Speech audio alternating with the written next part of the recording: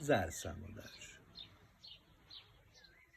Turulmadár tetején, ülve vagy állva, egy utolsó, oly mennyei szárnyalásra várva, számot vetettem, hogy eddig mit is vettem, hasznosat vagy mintát érték nélkül, fogad-e egy rovar engem példaképül.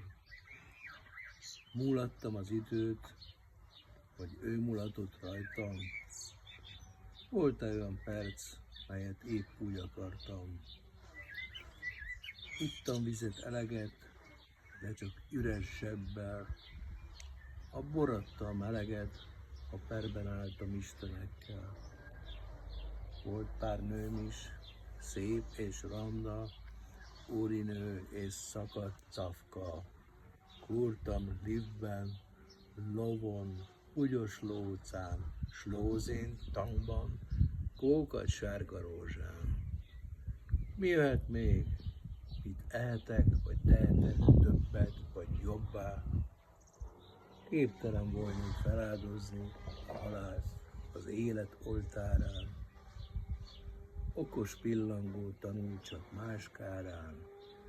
Repülni nem kötelező.